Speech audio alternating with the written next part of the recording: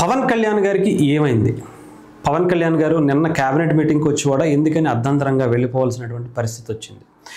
చాలామంది పవన్ కళ్యాణ్ గారిని ట్రోల్ చేసే వాళ్ళకి మనం ఏం చెప్పలేం, కానీ ఎందుకంటే పవన్ కళ్యాణ్ గారు ఎప్పుడు ఏది చేసినా తప్పుగానే చూసేటువంటి కొంతమంది సైకోలు ఆంధ్రప్రదేశ్లో తయారయ్యారని మనకందరికీ తెలుసు.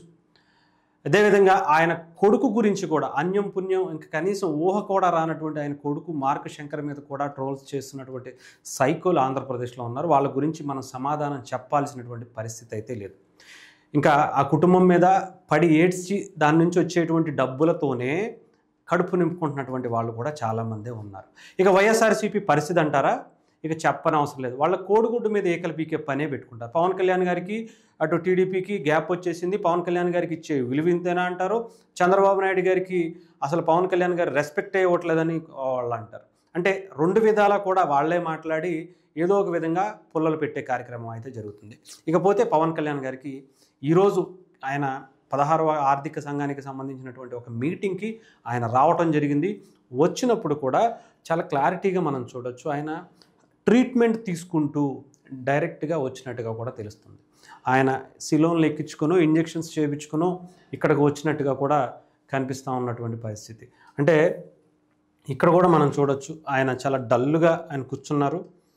ఇక్కడ కూడా ఆయన చెయ్యి ఇలా పెట్టుకుని, అంటే పవన్ కళ్యాణ్ గారికి హెల్త్ ఇష్యూ అనేది చాలా రోజుల నుంచి, ఈవెన్ సినిమాల్లో ఉన్నప్పుడు కూడా బ్యాక్ పెయిన్ రావటం, వెన్నుముక చాలా ఇబ్బంది పెట్టడం అనేక సందర్భాల్లో షూటింగ్ సంబంధించినటువంటి సీన్స్లో చాలా ఇబ్బంది కూడా జరిగినటువంటి పరిస్థితి గతంలో కూడా చూసాం ఆయన. సో ఆయన అందుకనే అగ్రెసివ్గా డాన్సులు కానీ ఇవి కానీ గతంలో చేసినట్టుగా ఆయన ఇప్పుడు చేయలేకపోతున్నారని చాలా సందర్భాల్లో ఆయనే చెప్పుకోవడం కూడా జరిగింది. అంటే ఆయనకి ఆస్తమా లాంటిది కూడా ఉంది అని ఆ టైంలో గతంలో కూడా వచ్చినటువంటి వార్తలు. అంటే డస్ట్కి ఎక్స్పోజ్ అవ్వటం కానీ, కొంచెం ఎక్కువగా బయట తిరిగినా కూడా కొంచెం ఆయనకి ఫీవర్ రావటం, బ్యాక్ పెయిన్ అనేవి ఇవన్నీ కూడా ఎక్కువగా ఉండటం. అయినా కూడా ప్రజల కోసం మాత్రమే బ్రతుకుతున్నటువంటి వ్యక్తి పవన్ కళ్యాణ్ గారు. ఆయన ఎప్పుడూ కూడా వీటన్నిటి గురించి ఆలోచించుకోవట్లే. ఆయన గురించి కూడా, ఆయన హెల్త్ గురించి కూడా ఎప్పుడు పట్టించుకోవట్లే. కేవలం ప్రజలు బాగుంటే చాలు, ప్రజలు ఏదో ఒక రకంగా ప్రజలకి నేను ఉపయోగపడాలి అనే ఉద్దేశంతో తప్ప ఆయన బ్రతికేదే, ఆయన జీవించేదే, ఆయన ఆలోచించే ప్రతీదీ కూడా ప్రజల కోసం తప్ప ఇంకొకటి ఉండదు. ఆయన కోసం, ఆయన పార్టీ కోసం, ఆయన నాయకుల కోసం అయితే ఆయన ఆలోచించుకున్నటువంటి వ్యక్తి పవన్ కళ్యాణ్ గారు మాత్రమే.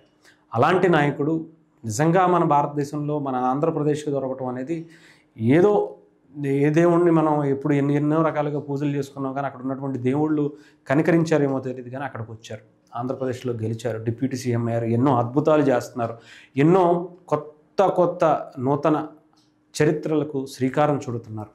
75 ఏళ్ల భారతదేశానికి స్వతంత్రం వచ్చినటువంటి ఇన్ని సంవత్సరాల్లో చేయలేనటువంటి పనులు 10 నెలల్లోనే ఆయన చేసి చూపించి ఎంతోమంది ఇళ్లల్లో వెలుగులు నింపారు, ఎన్నో ఊళ్లకు రోడ్లు వేశారు, ఎన్నో కుటుంబాల్లో ఆయన ఆనందాన్ని నింపారు.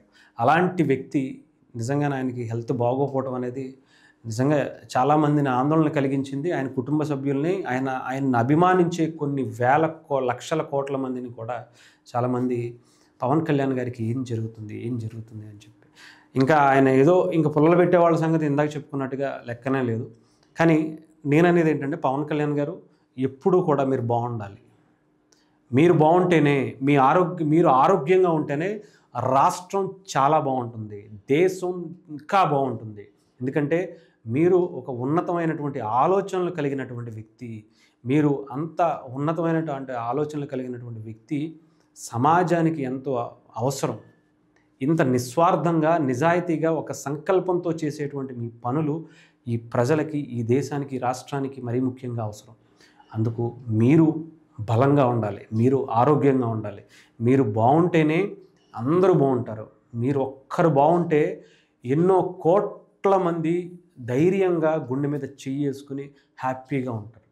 మీరు ఉన్నారు అనే, మీరు నిలబడతారు అనే, మీరు వాళ్ళ వెనక ఉన్నారు అనే ఈరోజు ఆంధ్రప్రదేశ్లో, దేశంలో కూటమి చాలా బలంగా వికసిస్తుంది. అంటే మీ పాత్ర, మీ మాట విని ఎంతోమంది ఆంధ్రప్రదేశ్లో, మహారాష్ట్రలో, తమిళనాడులో, రేపు ఇంకో చోటగా ఎక్కడైనా సరే జరగబోయేటువంటి ఎలక్షన్స్లో మీ పాత్ర, మిమ్మల్ని నమ్ముతున్నారు అంటే మీలో ఉన్న నిజాయితీని, మీలో ఉన్నటువంటి సంకల్పాన్ని దాన్ని అందరూ చూస్తున్నారు, దాన్ని ఇష్టపడుతున్నారు, మీ మాటని వింటున్నారు.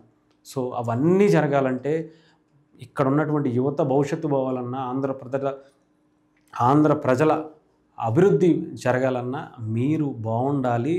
మీరు బాగుండి నిలబడితేనే, మీ పార్టీ నిలబడితేనే, మీరు నిలబడితేనే ఈ దేశానికి మంచిది, ఈ రాష్ట్రానికి మంచిది, సనాతన ధర్మానికి మీలాంటి ఒక యోధుడు కావాలి. డెఫినెట్గా ఆ దేవుడి ఆశీస్సులు డెఫినెట్గా మీరు చేసేటువంటి మంచే మిమ్మల్ని కాపాడుతుంది, అందులో ఎటువంటి సమస్య లేదు. ఆ హనుమంతుడి ఆశీస్సులు డెఫినెట్గా మీకు నిరంతరం ఉంటాయి. కాకపోతే మీరు కూడా కొంచెం చూసుకోండి. ఈ సైకోల గురించి, ఈ మాట్లాడే వెధవల గురించి పక్కన పడేది, కానీ మీరు ఎలాగో పట్టించుకోరు.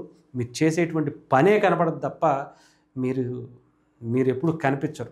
చాలా సందర్భాల్లో చెప్పారు, మనం చేసే పనే కనిపించాలి కానీ మనం కనిపించకూడదు అని. సో అదే తరహాలో మీరు ఎప్పుడు బాగుండాలని కోరుకున్నాం.